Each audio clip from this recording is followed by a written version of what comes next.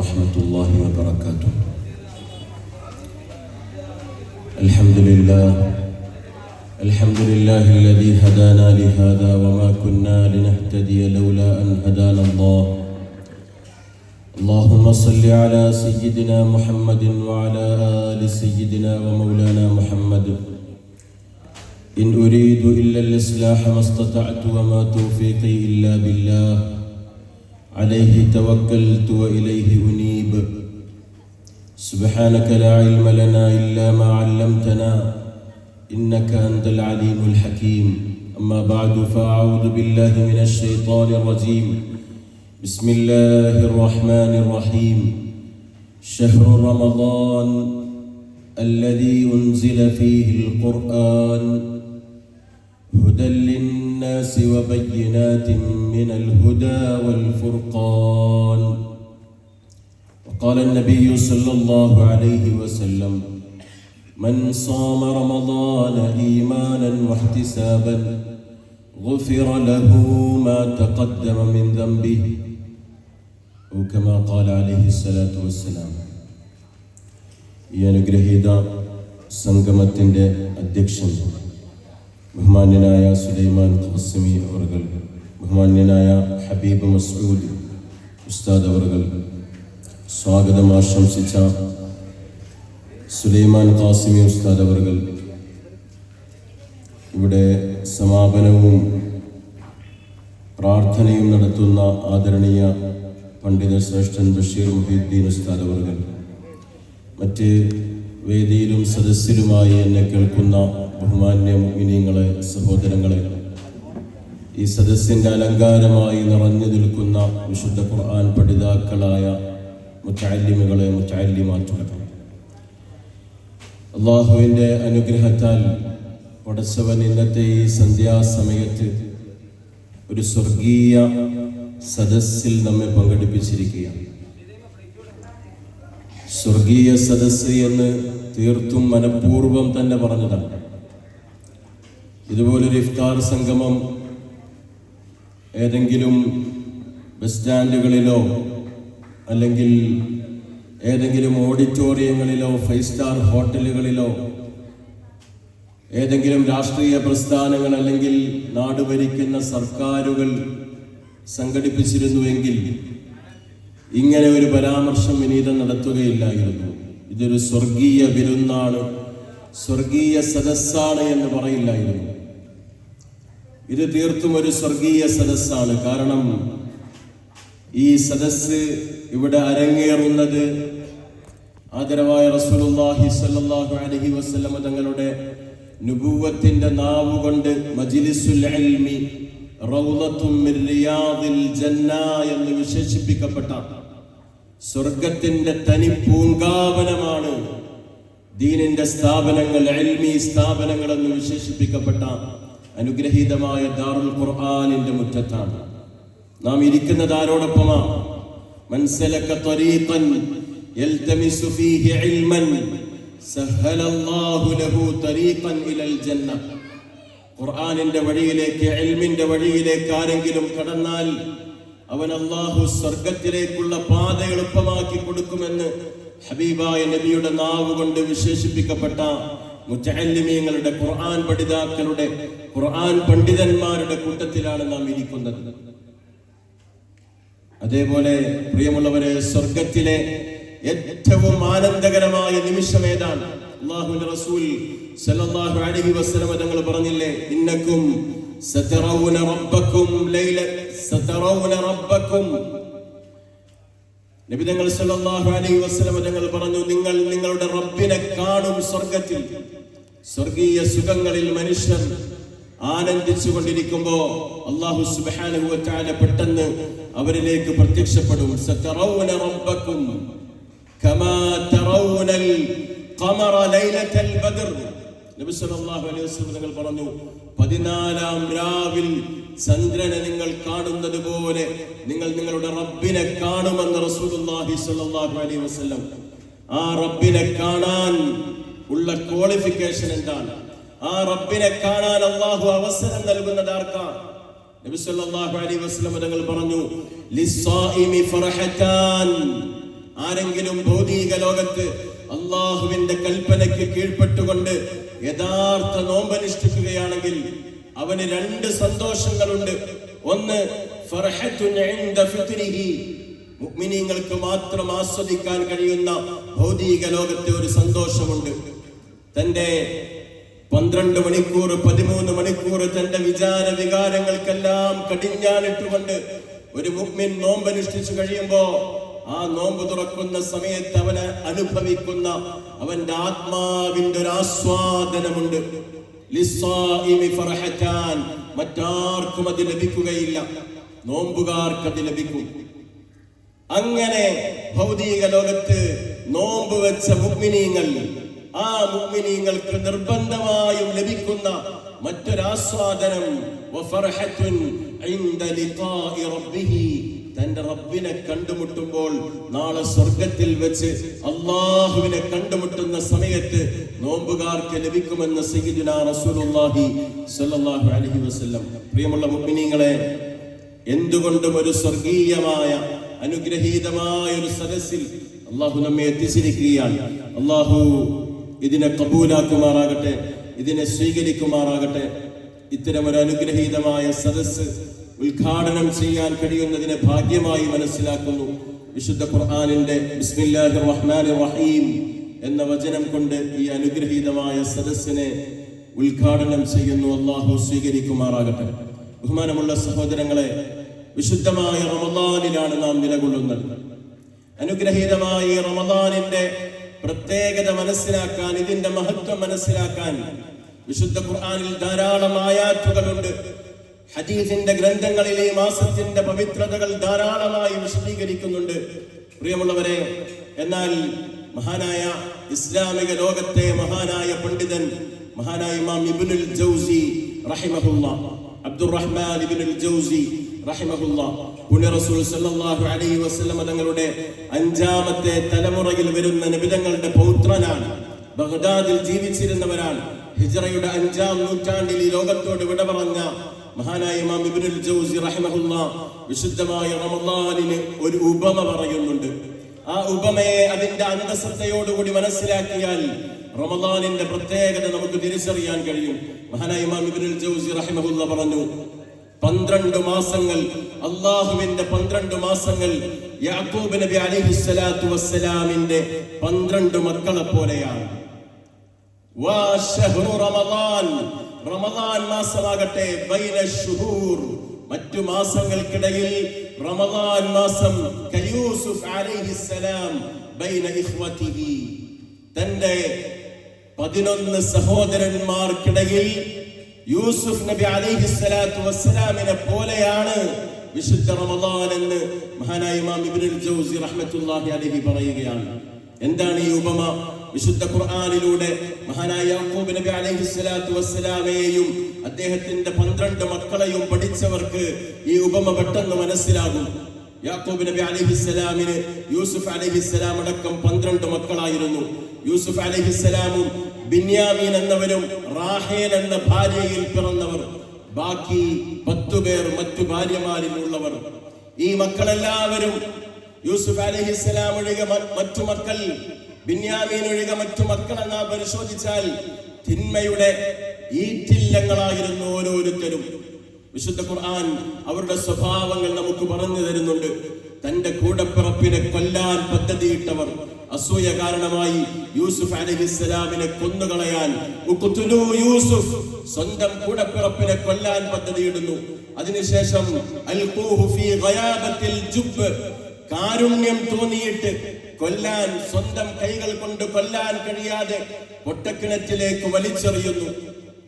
പൊട്ടക്കിണറ്റിൽ എറിഞ്ഞത് കൊല്ലാൻ തന്നെയാണ്. എന്നാൽ അല്ലാഹു യൂസുഫിനെ ആ പൊട്ടക്കിണറ്റിൽ നിന്നും പുറത്തേക്ക് എടുക്കുമ്പോ ആ സ്വന്തം സഹോദരനെ കച്ചവടം ചെയ്യുകയാണ്. ഖുർആൻ പറയുന്നുണ്ട്, വിരലിൽ എണ്ണാവുന്ന ചില നാണയങ്ങൾക്ക് പകരമായി സ്വന്തം കൂടപ്പിറപ്പിനെ വിറ്റഴിക്കുകയാണ്, മയ്യത്തിനെ വിൽക്കുകയാണ്. പൊട്ടക്കിണറ്റിൽ എറിഞ്ഞു കൊന്നതാണ്. വീണ്ടും അല്ലാഹു പുറത്തു കൊണ്ടുവന്നപ്പോ ആ സഹോദരനെ വിറ്റുകളയുകയാണ്. എന്നിട്ടും പക തീരുന്നില്ല.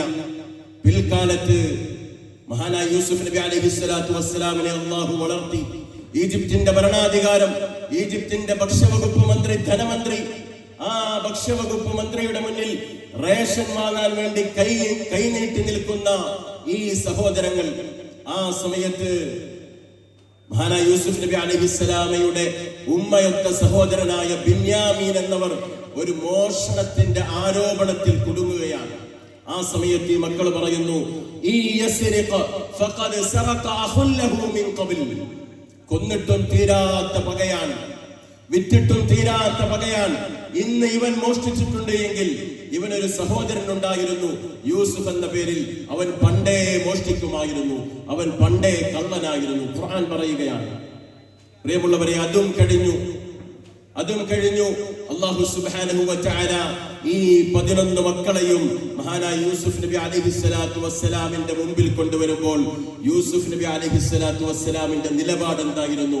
ഖുർആൻ പറയുന്നുണ്ട്, മഹാനായ യൂസുഫ് അലൈഹിസ്സലാം തന്നോട് ഈ ചതിയെല്ലാം കാണിച്ച, തന്നോട് ഈ അക്രമമെല്ലാം കാണിച്ച, ഈ തിന്മയുടെ കുടീരങ്ങളായി മാറിയിരിക്കുന്ന തന്റെ സഹോദരങ്ങളെ നോക്കിക്കൊണ്ട് യൂസുഫ് അലൈഹിസ്സലാം പറഞ്ഞു, ലാ തസ്രീബ അലൈക്കുമുൽ യൗം യഗ്ഫിറുല്ലാഹു ലക്കും വഹുവ അർഹമുർ റഹീമീൻ. പ്രിയപ്പെട്ട സഹോദരങ്ങളെ, ലാ തസ്രീബ അലൈക്കുമുൽ യൗം, ഇന്നേ ദിവസം നിങ്ങളോട് യാതൊരു പ്രതികാരവും ഉണ്ടായിരിക്കുകയില്ല. നിങ്ങളോടുള്ള എല്ലാം ഞാനിതാ മാപ്പ് ചെയ്തിരിക്കുന്നു. നിങ്ങൾ എനിക്കെതിരെ തീട്ടിയ മുഴുവൻ തിട്ടൂരങ്ങളും നിങ്ങൾക്ക് ഞാനിതാ മാപ്പ് ചെയ്തു തന്നിരിക്കുന്നു. യഗ്ഫിറുല്ലാഹു ലക്കും, അല്ലാഹുവും നിങ്ങൾക്ക് മാപ്പ് ചെയ്തു തരട്ടെ.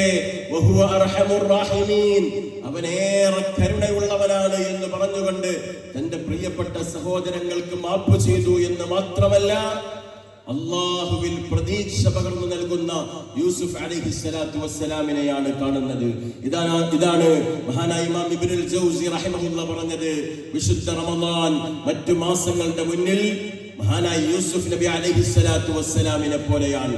11 മാസക്കാലം, ആ 11 മാസം എന്തെല്ലാം തിന്മകൾ കൊണ്ട് നിറഞ്ഞതാണെങ്കിലും ആ മാസങ്ങളെയെല്ലാം കഴുകി വൃത്തിയാക്കുന്ന, പരിശുദ്ധമാക്കുന്ന, എല്ലാ തിന്മകളും മാപ്പ് ചെയ്യുന്ന, തുടർന്നുള്ള ജീവിതത്തിലേക്ക് അല്ലാഹുവിൽ പ്രതീക്ഷ നൽകി തുടർന്നുള്ള ജീവിതത്തിന് ആത്മാവിന് കരുത്തു പകരുന്ന മാസമാണ് വിശുദ്ധമായ റമദാൻ എന്ന് മഹാനായ ഇമാം ഇബ്നുൽ ജൗസി റഹ്മത്തുള്ളാഹി അലൈഹി മഹാനവറുകൾ നമ്മെ പഠിപ്പിക്കുകയാണ്.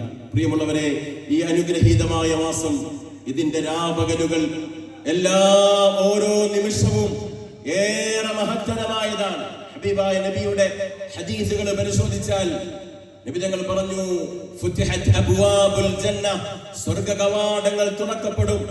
വഗുല്ലിഖത് അബ്വാബുൻ നീറാൻ, നരകത്തിന്റെ കവാടങ്ങൾ അല്ലാഹു കൊട്ടിയടയ്ക്കും.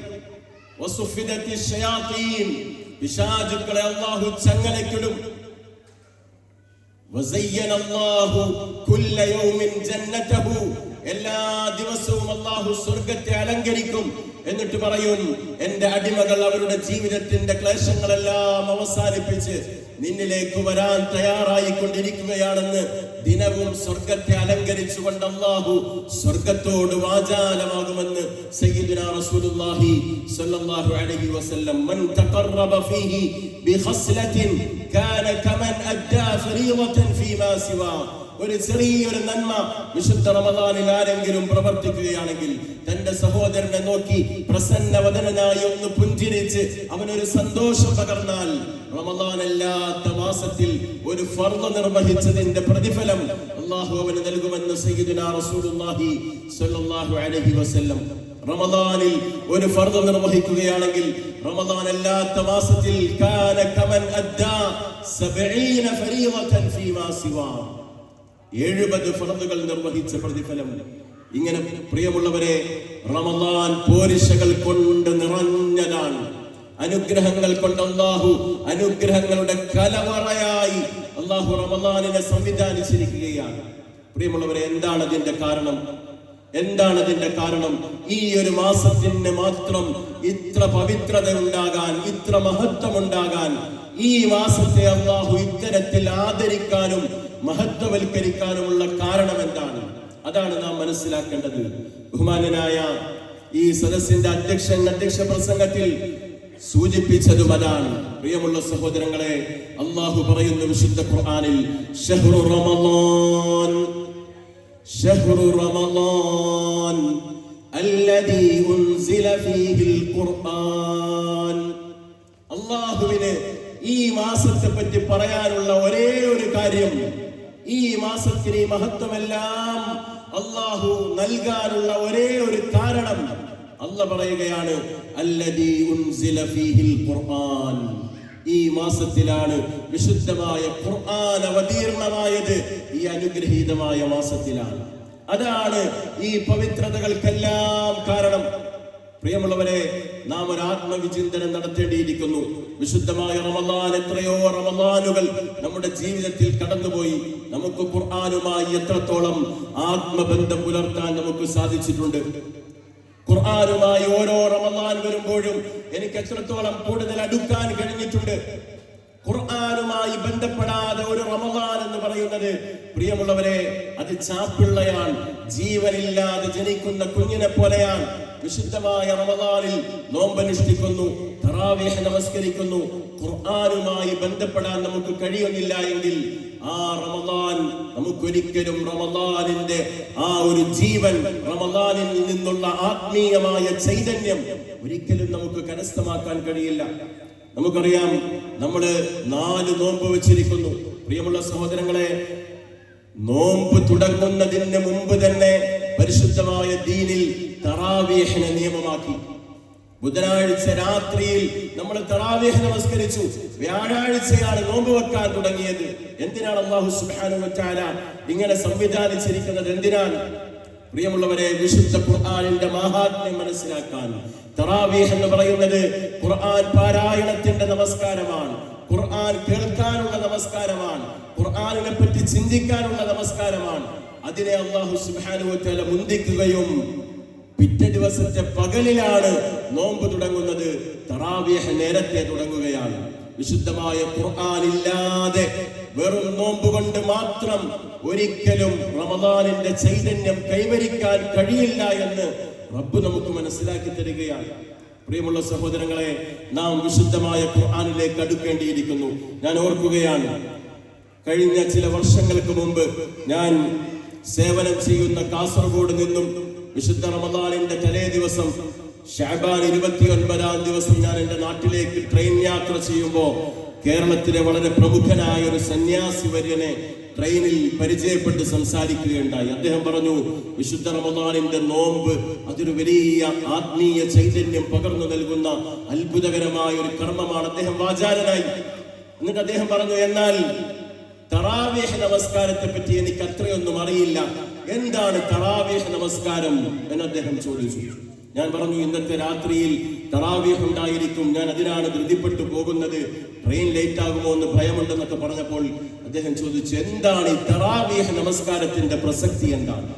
ഞാൻ അദ്ദേഹത്തോട് പറഞ്ഞു, വിശുദ്ധ ഖുർആനിൽ 30 ജിസുകളാണുള്ളത്, 30 ഭാഗങ്ങളാണുള്ളത്. 30 ദിവസത്തെ തറാവീഹ് നമസ്കാരത്തിൽ ഞങ്ങൾ റമളാൻ 1 തുടങ്ങുന്നതിന് മുമ്പ് തന്നെ തറാവീഹ് തുടങ്ങും. എന്നിട്ട് വിശുദ്ധ ഖുർആനിന്റെ ഒരു ഭാഗം ഞങ്ങളുടെ നാട്ടിൽ നന്നായി പാരായണം ചെയ്യുന്ന ആൾ മുമ്പിൽ നിന്ന് നമസ്കാരത്തിന് നേതൃത്വം നൽകിക്കൊണ്ട് പാരായണം ചെയ്യും. മുഴുവൻ സത്യവിശ്വാസികളും ആ ഖുർആനിന്റെ ആശയം ഉൾക്കൊണ്ട് പുറകിൽ കൈകെട്ടി നിന്നത് കേൾക്കും. എന്നിട്ട് ഞാൻ അദ്ദേഹത്തോട് പറഞ്ഞു, പിറ്റേ ദിവസത്തെ പ്രഭാതത്തിൽ ഞങ്ങൾ മുസ്ലിമീങ്ങൾ, ഇസ്ലാമിക സമൂഹം നോമ്പ് വെച്ചുകൊണ്ട് വിചാര വികാരങ്ങളെല്ലാം കീഴ്പ്പെടുത്തിക്കൊണ്ട് കഴിഞ്ഞ രാത്രിയിൽ കേട്ട വിശുദ്ധ ഖുർആനിന്റെ ആ വരികൾ, ആ അധ്യാപനങ്ങൾ ഞങ്ങൾ സജീവമായി ചർച്ച ചെയ്യും.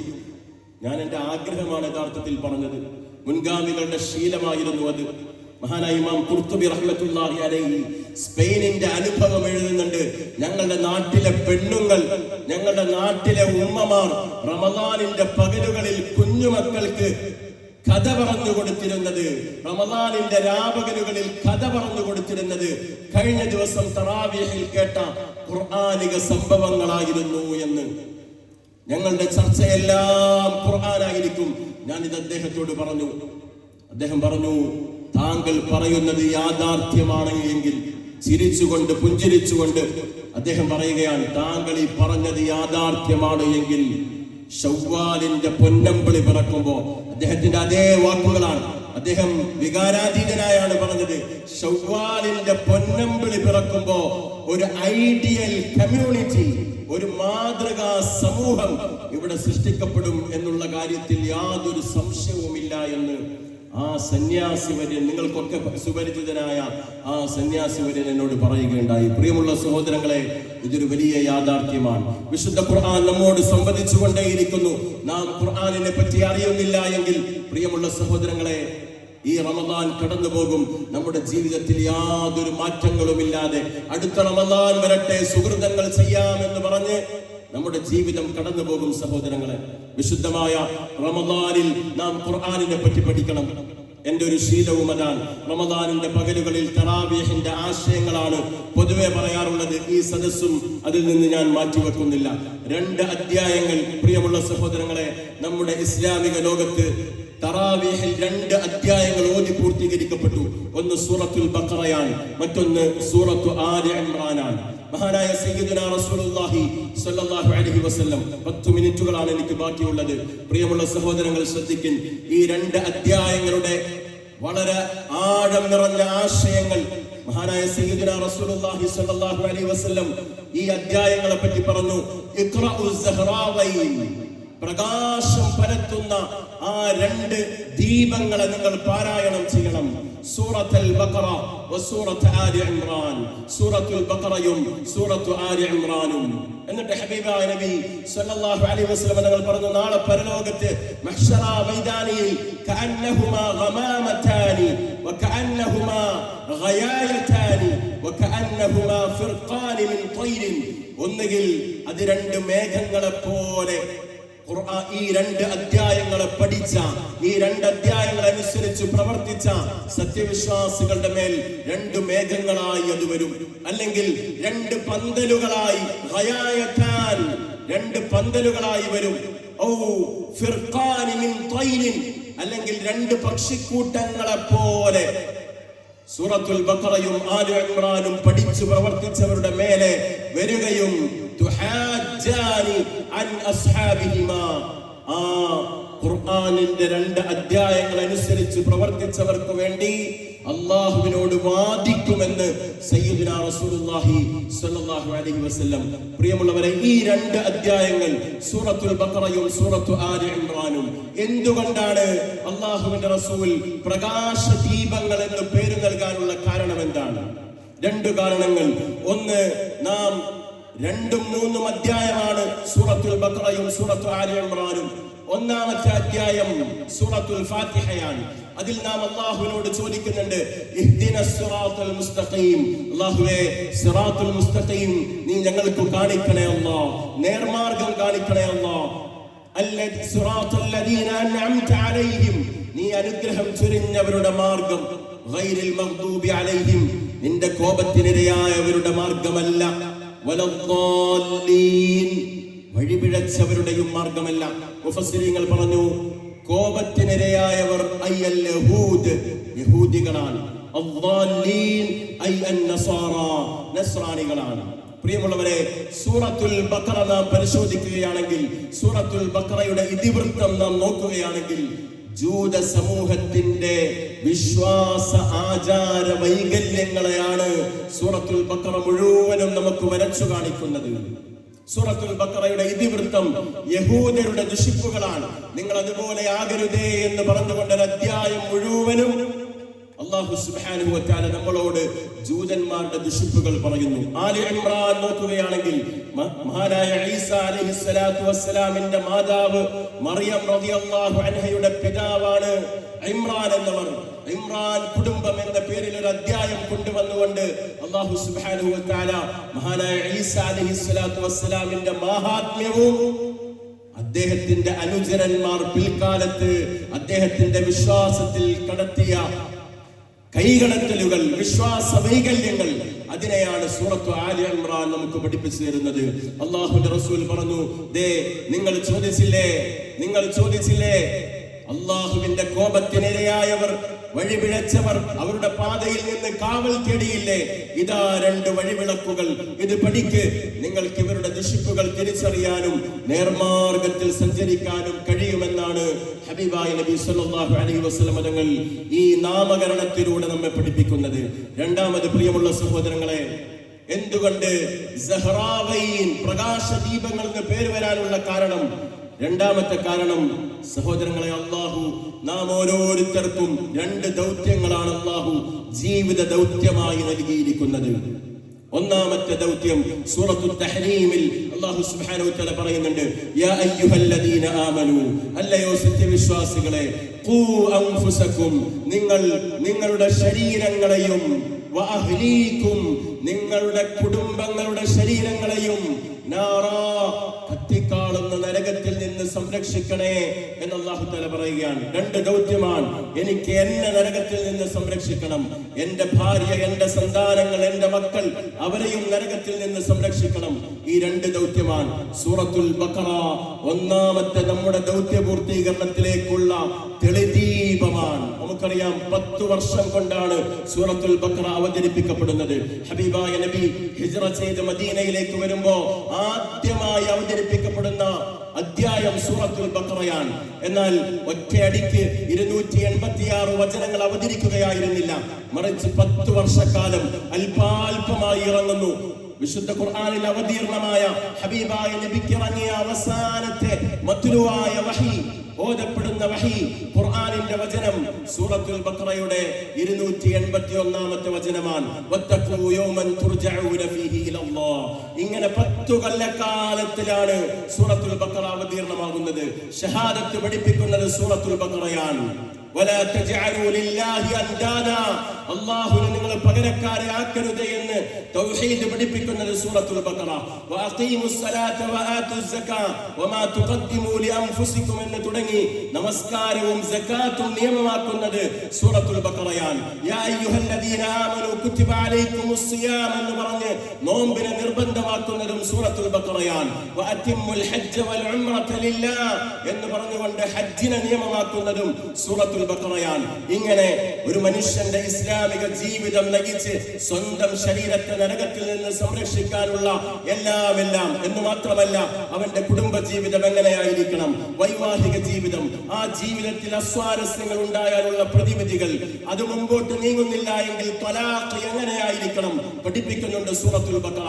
അതേപോലെ തന്നെ കൊടുക്കൽ വാങ്ങൽ ഇടപാടുകളെ പറ്റി പലിശ നിഷിദ്ധമാക്കിക്കൊണ്ട് യാ അയ്യുഹല്ലദീന ആമനൂ തഖുല്ലാഹ് വദറൂ മാ ബഖിയ മിനർ റിബാ, നിങ്ങൾ പലിശയെ വർജിക്കണം പഠിപ്പിക്കുന്നത് സൂറത്തുൽ ബഖറയാണ്. ഇങ്ങനെ ഒരു മനുഷ്യന്റെ ജീവിതത്തിന്റെ അഖില നിഖില മേഖലകളിലും അവൻ അല്ലാഹുവിനെ അനുസരിച്ച് ജീവിക്കേണ്ട മുഴുവൻ അധ്യാപനങ്ങളുടെയും എന്ന് വെച്ചാൽ ഇസ്ലാമിന്റെ ആത്യന്തികമായ ഒരു ഭരണഘടനയാണ് സൂറത്തുൽ ബഖറ. ആലി ഇമ്രാൻ ആകട്ടെ, ആലി ഇമ്രാൻ സ്വന്തം കുടുംബത്തെ എങ്ങനെ നരകത്തിൽ നിന്ന് സംരക്ഷിക്കാം എന്നുള്ള സന്ദേശമാണ് ആലി ഇമ്രാൻ നൽകുന്നത്. അവസാനത്തെ 3 മിനിറ്റുകളിൽ പ്രിയമുള്ളവരെ, നമ്മുടെ മക്കളെ നമുക്ക് സ്വർഗത്തിലേക്ക് കിട്ടണമെങ്കിൽ ഖുർആൻ പറയുന്ന, സൂറത്തു ആലി ഇമ്രാൻ പറയുന്ന 5 നിർദ്ദേശങ്ങളുണ്ട്. അല്ലാഹു നമ്മുടെ മക്കളെയെല്ലാം സാലിഹീങ്ങളാക്കി തെരുമാറാകട്ടെ. സൗഭാഗ്യവാന്മാരാണ് ഈ മക്കൾ, സൗഭാഗ്യഗേഹമാണ് ദാറുൽ ഖുർആൻ. ബഹുമാനപ്പെട്ട ഹബീബ് ഉസ്താദ് അവറുകൾ, ബഷീർ ഉസ്താദ് അവറുകൾ വലിയൊരു മഹാദൗത്യമാണ് നിർവഹിച്ചുകൊണ്ടിരിക്കുന്നത്. വിശുദ്ധ ഖുർആൻ പറയുന്നു, നമ്മുടെ മക്കളെ നമുക്ക് സാലിഹീങ്ങളായി കിട്ടണോ? അല്ലാഹു സുബ്ഹാനഹു വ തആല ലോകത്ത് പിറന്നതിൽ വെച്ച് ഏറ്റവും സാലിഹത്തായ ഒരു പെൺകുട്ടിയെ പരിചയപ്പെടുത്തുന്നു. മറിയം എന്നാണ് അവരുടെ പേര്. അവരെ മുമ്പിൽ വെച്ചുകൊണ്ട് അല്ലാഹു സുബ്ഹാനഹു വ തആല ഇസ്ലാമിക് പേരന്റിംഗ് പഠിപ്പിക്കുകയാണ്. എങ്ങനെയാണ് മക്കളെ വളർത്തേണ്ടത് എന്ന് പഠിപ്പിക്കുകയാണ്. ഒന്നാമത്തെ കാര്യം, മക്കൾ സാലിഹീങ്ങളാകണമെങ്കിൽ ആ മക്കൾക്ക് ജന്മം നൽകുന്ന ഉമ്മമാർ സാലിഹത്തുകളാകണം. ഹന്നാ ബിൻത് ഫാഖൂദയെ പോലെ, മറിയമിന്റെ മാതാവ് ഹന്നാ ബിൻത് ഫാഖൂദ അല്ലാഹുവോടുള്ള അദമ്യമായ പ്രേമത്തിന്റെ മുന്നിൽ തന്റെ മുഴുവൻ ആവശ്യങ്ങളെയും ആഗ്രഹങ്ങളെയും തൃണവൽഗണിച്ച മഹതിയായ ഹന്ന ബിൻത് ഫാഖൂദയാണ് ആദ്യമായി സൂറത്തു ആലി ഇംറാൻ ഏതാണ്ട് 2 പേജുകളിൽ വഇദ് ഖാലത് ഇംറഅതു ഇംറാൻ റബ്ബി എന്ന് പറഞ്ഞുകൊണ്ട് ഇമ്രാന്റെ ഭാര്യയെയാണ് പഠിപ്പിക്കുന്നത്. അല്ലാഹ് പറയുകയാണ്, നിന്റെ മക്കൾ സാലിഹീങ്ങളാകണോ സാലിഹത്തുകളാകണോ, നീ തിരഞ്ഞെടുക്കുന്ന നിന്റെ ജീവിതത്തിലേക്ക് നീ കൈപിടിച്ചു കൊണ്ടുവരുന്ന നിന്റെ ജീവിത സഖി അല്ലാഹുവിനെ ഭയക്കുന്നവളായിരിക്കണം. അങ്ങനെ ഉള്ളവളാണെങ്കിൽ അല്ലാഹു സുബ്ഹാനഹു വ തആല നല്ല സന്താനത്തെ നൽകും. ആ സന്താനം വന്നു കഴിഞ്ഞാലോ അല്ലാഹു രണ്ടാമത് പറയുകയാണ്, എത്ര വലിയ സാലിഹത്തായ മാതാപിതാക്കൾ, സാലിഹീങ്ങളായ മാതാപിതാക്കളുടെ മക്കളാണെങ്കിലും ആ മക്കൾ അവരുടെ കൗമാരകാലത്ത് ആരോടൊപ്പമാണോ ജീവിക്കുന്നത് അതിനെ അനുസരിച്ചായിരിക്കും അവർ നന്നാകുന്നത്. അല്ലാഹു പറയാണ്, വകഫലഹാ സക്കരിയ, മറിയമിനെ വളർത്തിയത് ആരാണെന്നറിയുമോ? മറിയമിനെ വളർത്തിയത് സക്കരിയ അലൈഹിസ്സലാത്തു വസ്സലാമാണ്. ബൈത്തുൽ മുഖദ്ദസിന്റെ ഇമാം. ബൈത്തുൽ മുഖദ്ദസ് അന്ന് തൗറാത്തിന്റെ ഗവേഷണ കേന്ദ്രമാണ്. അവിടുത്തെ മഹാനായ നായകൻ സക്കരിയ അലൈഹിസ്സലാത്തു വസ്സലാമിന്റെ ശിക്ഷണത്തിലാണ് മഹദിയായ മറിയം റളിയല്ലാഹു അൻഹ വളർന്നത്. മൂന്നാമത് അല്ലാഹു തആല പറയുന്നു, കുല്ലമാ ദഖല അലൈഹാ സക്കരിയൽ മിഹ്റാബ്, ആ മറിയം ജീവിച്ചത് മിഹ്റാബിലാണ്. മാതാപിതാക്കൾ എത്ര സാലിഹീങ്ങളാണെങ്കിലും ആ മകനെ വളർത്തുന്ന ഉസ്താദ് എത്ര നല്ലവനാണെങ്കിലും, സക്കരിയ അലൈഹിസ്സലാമിനെ പോലെ നല്ലവനാണെങ്കിലും ആ മക്കൾ ജീവിക്കുന്ന ചുറ്റുപാട് മോശമാണെങ്കിൽ മക്കൾ പിഴച്ചു പോകും. മറിയം വളർന്നത് മിഹ്റാബിലാണ്. ഇതേപോലെ ദാറുൽ ഖുർആൻ പോലെ അന്നത്തെ തൗറാത്തിന്റെ ദാറു തൗറാത്ത് ആയിരുന്നു ബൈത്തുൽ മുഖദ്ദസ്. ആ ബൈത്തുൽ മുഖദ്ദസിന്റെ ഉള്ളിലെ മിഹ്റാബിലാണ് മറിയം എന്ന പെൺകുട്ടി വളർന്നത്. അടുത്തത് അല്ലാഹു തആല പറയുകയാണ്, കുല്ലമാ ദഖല അലൈഹാ സക്കരിയൽ മിഹ്റാബ വജദ ഇൻദഹാ റിസ്ഖാ ഖാല യാ മറിയം അന്നാ ലകി ഹാദാ. അവിടേക്ക് കടന്നു വരുന്ന, ആ മിഹ്റാബിലേക്ക് കടന്നു വരുന്ന സക്കരിയ അലൈഹിസ്സലാം മറിയമിന്റെ കയ്യിൽ തലയോളം വലിപ്പമുള്ള മുന്തിരിക്കുലകൾ കണ്ടുകൊണ്ട് ചോദിക്കുന്നു, മോളെ അന്നാ ലകി ഹാദാ, ഇത് നിനക്ക് എവിടെ നിന്നു കിട്ടി? ഖുർആൻ പഠിപ്പിക്കുകയാണ് മക്കളെ എങ്ങനെ പോറ്റണം. മക്കൾ വൈകുന്നേരം സ്കൂളിൽ നിന്ന് വരുമ്പോ അവരുടെ പുസ്തക ഭാണ്ഡക്കെട്ട് എന്ന് നമ്മൾ വിചാരിക്കുന്ന ആ ബാഗ് നീ പരിശോധിക്കണം. അതിൽ അപരിചിതമായ എന്തെങ്കിലും ഒന്ന് കണ്ടാൽ നീ ചോദിക്കണം, ഇതേതാണ് മോളെ ഈ മുട്ടായി? ഏതാണ് മകനെ ഈ മുട്ടായി? ഏതാണ് ഈ ചൂയിങ്കം? ഏതാണ് ഈ സാധനം? എന്താണ് ഈ സ്റ്റിക്കർ? എന്താണ് ചോദിക്കണം.